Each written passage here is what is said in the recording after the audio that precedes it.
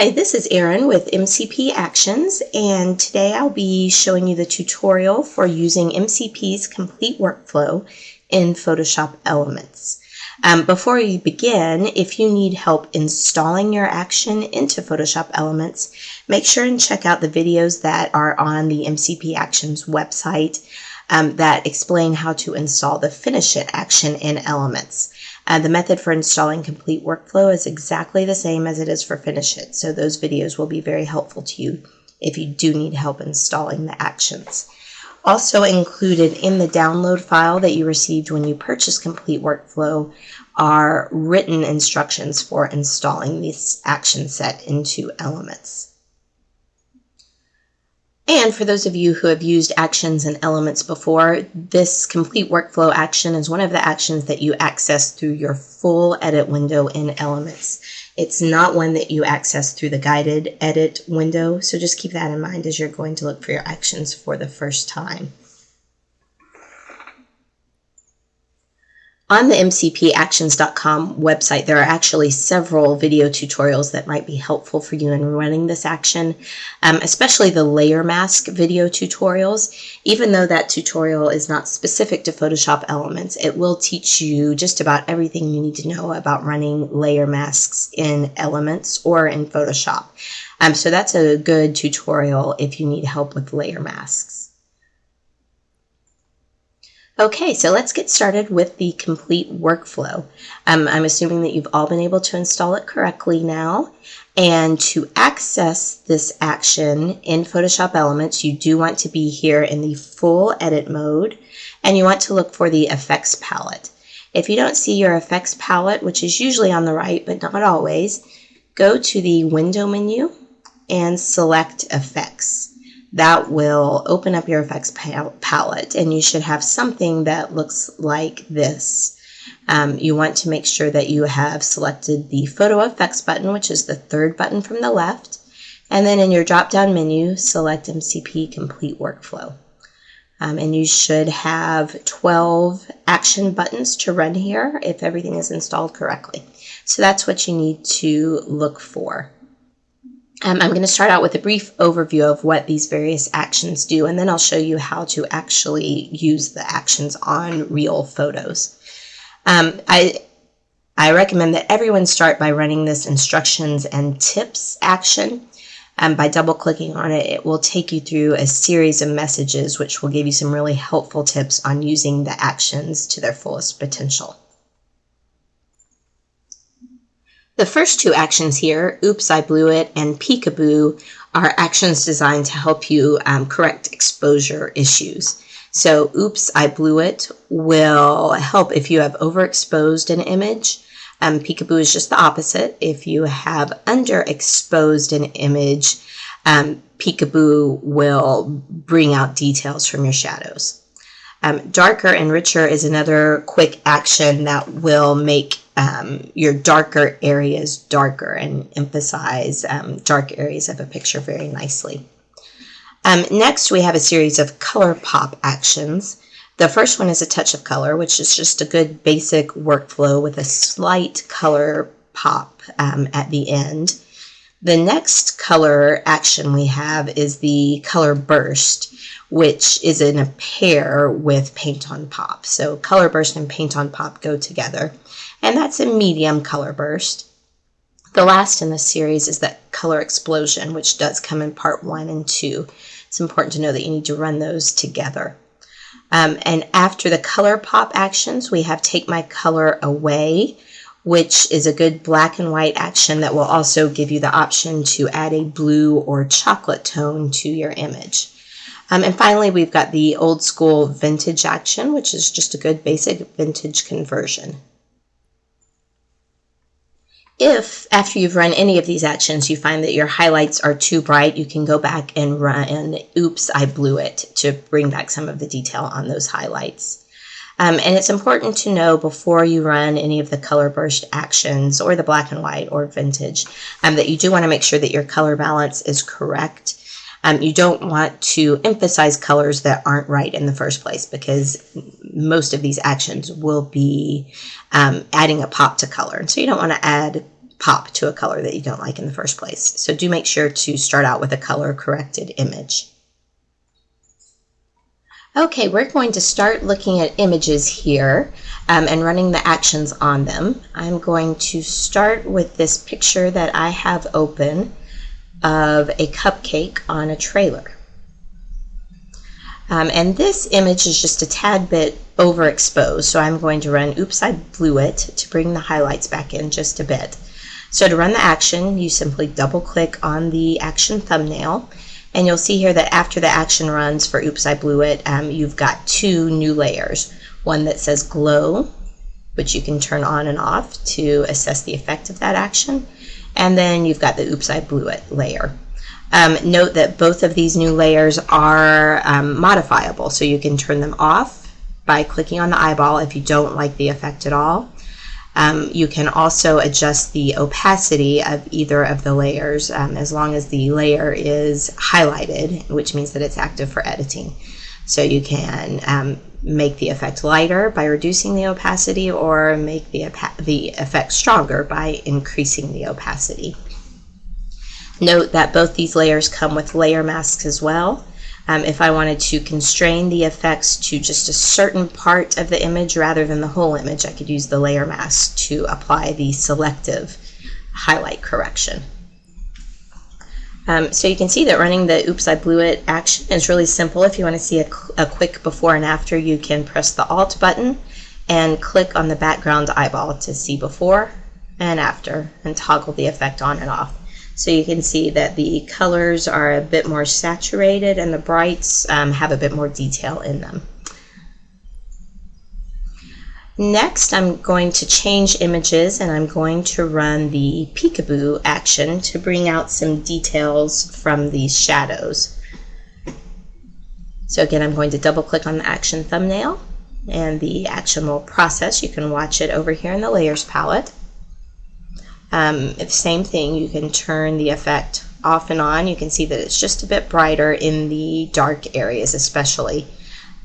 So you can turn the layer on and off to see a before and after. You can also adjust the opacity and use the layer mask if there's just a certain area where you want to bring detail out of the shadows but not necessarily the whole picture. Now I'm going to undo this action, the Peekaboo action that I just run, so that I can show you what darker and richer looks like. Notice that when I run these actions, I'm always beginning on a flattened image. I'll show you that again. What that means is that in your layers palette, you only have one layer, and that layer's name is background. You do want to make sure that all your images are flattened like this before you run the action. If it's not flattened, if you see multiple layers here, you want to right click on your layer, and you will have the option to flatten the image. Okay, so back to running darker and richer, I'm going to double click. And you can see that the image is darker in the dark areas here. So turn it off and on so that you can see the before and after. As always, you can adjust the layer opacity or the layer mask. Okay, so now we are going to run the first color pop action. I'm going to again undo the darker and richer, go back to my effects palette and double click on touch of color. Now as these actions run, you will get messages, and whenever you have a message that gives you the option between continuing or stopping, you always want to press continue. If you press stop in Photoshop Elements, your action will be undone completely and there won't be any changes to your picture. Okay, so this is telling us that we are going to get a levels dialog box. The levels dialog box is here, and we need to make the adjustment to taste here. This is not something that the action can automate for us. When you have a levels dialog box, most of the time you want to bring in your outside sliders towards the middle a bit. So this white slider on the right adjusts your highlights, and you want to bring it in until it is just under the base of the mountain. And the same goes for the shadows highlighter on the left, the shadow slider on the left. Although the mountain really is pretty close to the edge here, so we don't need to do much adjustment, but I'll bring it in a bit just to make our blacks pop some more. So I've adjusted the highlight slider on the right by bringing it under the base of the mountain. The same for the shadow slider on the left. The slider in the middle is the midtone slider. To lighten the midtones, you would move that slider just a touch to the left. To darken the midtones, you would go to the right. This slider usually doesn't need to travel very far to make a great effect.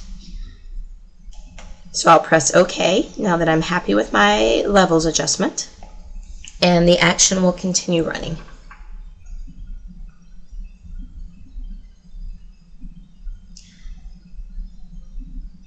And so again, I'm going to press continue at the end of that message. And now you'll see that we've got 3 levels that we can adjust here, 3 layers that we can adjust. The first is pop and brighten. You can turn it off and on. You can adjust the layer opacity. You have this light touch layer, and you have a sharpening layer, sharp as a tack. So I've turned that off and on as well. You also have the layer masks, and these layer masks again allow you to constrain the effects of a given layer to just a certain part of the image. We'll talk more about those on using a later action. But for now, running touch of color, that is it for the action.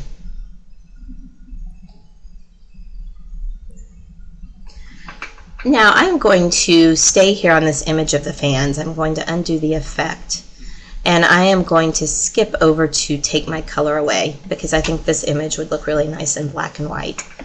So you can see as the action is running that we get quite a few new layers here on the right.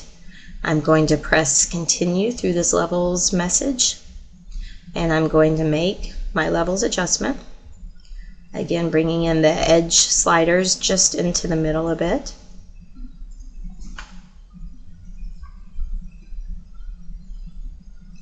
And after I press OK, the action will continue to run.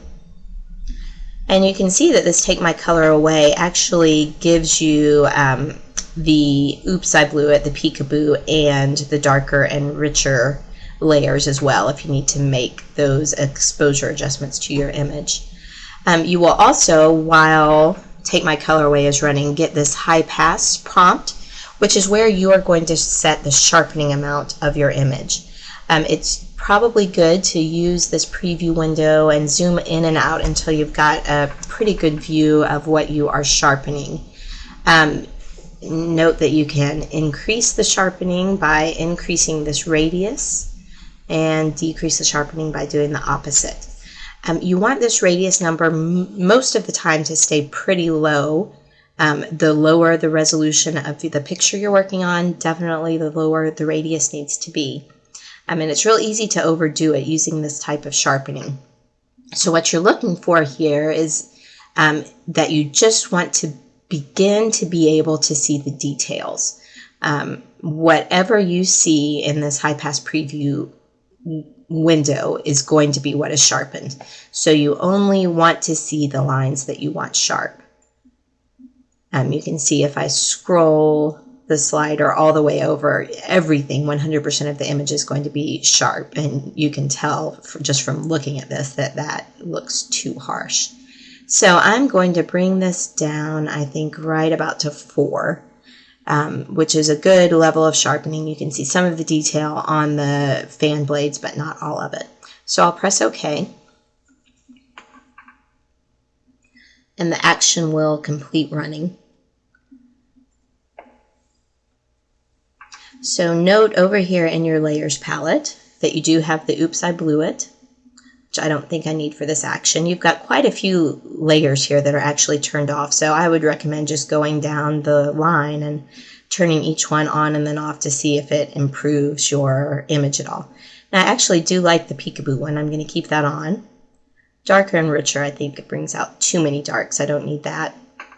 And then you'll see here that you've got the 2 tonal layers. You've got Feeling Blue, which adds a nice bluish tone to your black and white, and then a Chocolate Wishes layer, which is a nice warm brown color. And then after that, we've got the contrast layer, which increases the black and white contrast. And you've got a lighten me up layer, which I think is great with this particular image especially. And then finally, you have your pop layer and the sharpen layer. So, and that sharpening amount adds a nice bit of crispness. I really like the way that that worked. So just like all the layers in these actions, you can adjust the opacity. You can turn the layer off and on, and you can paint in the layer mask. And finally, I'm going to run through the old school vintage action again on this same image. So I've undone my changes and I've gone back to the effects palette and I'm double clicking on old school vintage. I'm continuing through my messages and making the same levels adjustments.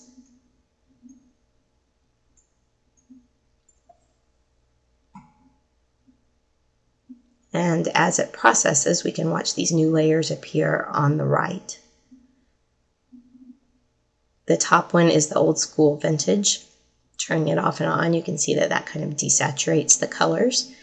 And you can adjust the opacity of that layer to taste. I think I like it a bit brighter than the default. And then the next layer is the brighten up layer. To turn it off and on, I think I like it better with brighten up off, so I'm going to leave that one off. Light touch, I definitely like light touch. I'm going to leave that just the way it is. Sharp as attack, again, adds a nice level of crispness to the fan scene. And then pop it helps with the contrast as well. Okay, so that is it on the vintage action. Most of these actions run pretty much the same way. You double click on the thumbnail, and then you adjust the layers that result from your new image.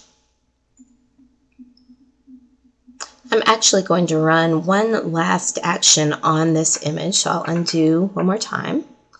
This is going to be the color burst. So again, the color burst is a two-part action. So we're going to start with running the color burst action. And we will continue through the levels messages, make the same levels adjustments.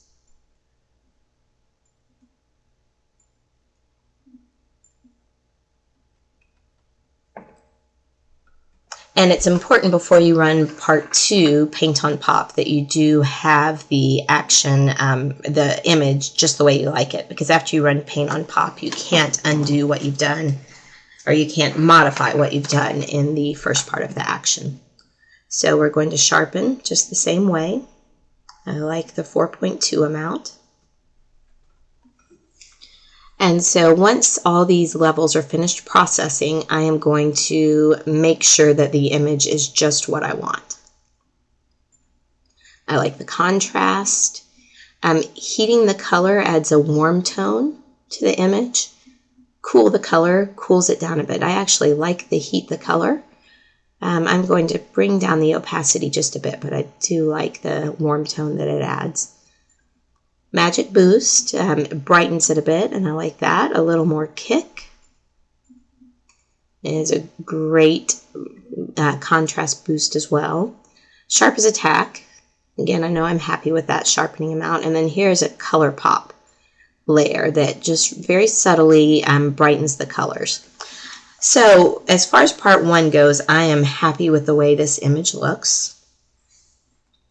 I am going to go now to part 2 because I know that there are some areas of the image that I want the color to pop even more on. So I am going to double click on Paint on Pop, which is part 2. And I'm going to hit continue.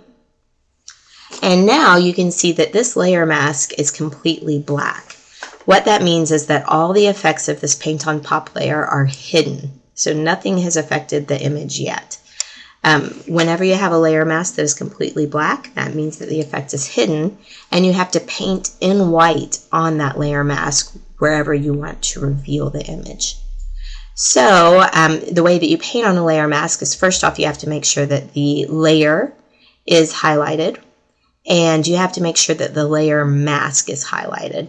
So you can see here that the image thumbnail on the left has the white outline. That means that the layer mask is not active for editing.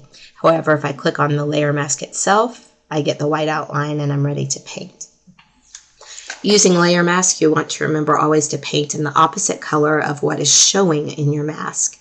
So since black is showing, I want to make sure that white is my foreground color, as it is currently. I want to select my brush tool, and I want to make sure that the blending mode is set to normal and that the opacity is set to 100%.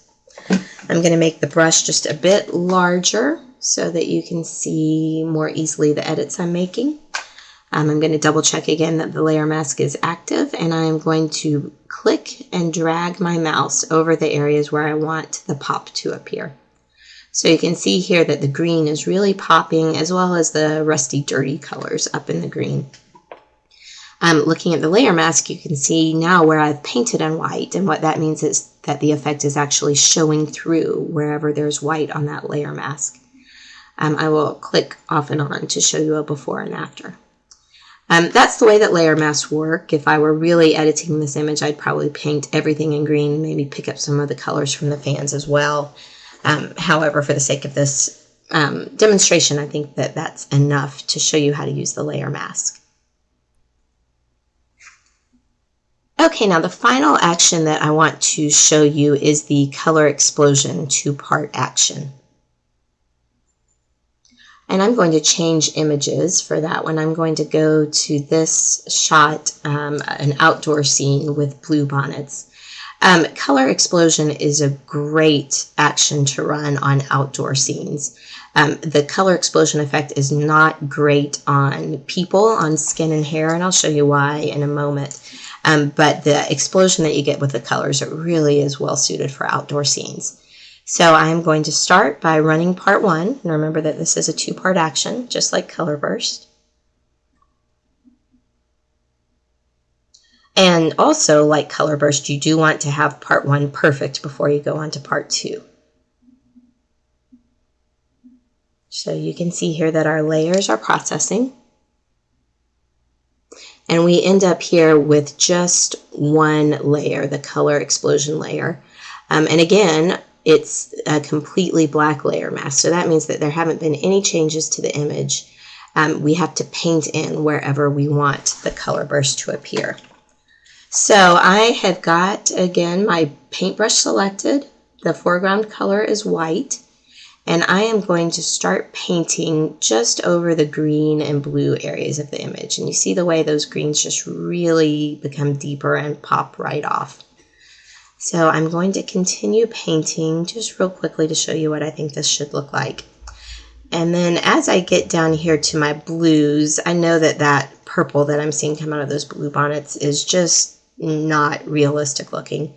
So I am going to undo my last brush stroke. I like the greens, the way those painted, but for the blue bonnets themselves, I don't want the effect to be quite so strong. So using my brush opacity, I am going to reduce the opacity to about 50% and then brush. And so that gives me a color pop again on the blue bonnets, but it's just not as strong as the original one. And so you can see here on my layer mask that wherever you see white is where I painted at 100% opacity to reveal 100% of the effect. Wherever you see gray down here, that's where I painted with my brush at a lower opacity to reveal a lower amount of the effect. And so I'm going to toggle off and on to show you that before and after. I'm going to finish painting just real quickly here on the left-hand side of my image. I've got the blue bonnets. I'm going to bring my brush back up to 100%. Paint in the rest of the green here. And I am happy with this image. I really like the way the color pop is looking. So I'm going to go back to my effects palette, and I am going to run Color Explosion Part 2. So what that did is it flattened the image, the edits that I had already made. It gives me some more options for editing, and then gives me my high pass sharpening option window here. Now, if you have an image that has a human eye in it, That's a great way to gauge how much sharpening you need. And I can see that there is much too much detail in this preview window and that my image is going to be over sharpened if I leave it at this amount. You don't want to be able to see any color at all, and you just want to see the beginnings of detail. So I'm seeing way too much detail in the whites of her eyes and on her skin. I'm going to dial this back just to about 2.3. I think that'll be nice. So I'll hit OK, and the action will finish processing. And I'm going to end up again with all these layers to adjust. Got the brightness, which I like. Heat the color I like too. I think it's a bit strong, but I like the warmth that it adds to the child's skin. So I am going to pull it back just to about 56%. I think that's good. Turning on cool the color obviously cools it, but I don't think I need that in this image. Sharp as attack. I like the effect of sharp as attack. However, I don't think the entire image needs to be sharpened. I think what I would do in this case is take my layer mask, and again you see that it is outlined in white, so it's active for editing. I am going to go to my edit menu, select fill, and I'm going to fill with black. And you can see that that covers the entire layer mask, hides all the sharpening. And now I am going to, with a small brush, paint back in the areas that I think should be sharp. So that is going to be her eyes. So I'm painting in white over her eyes just to sharpen those areas.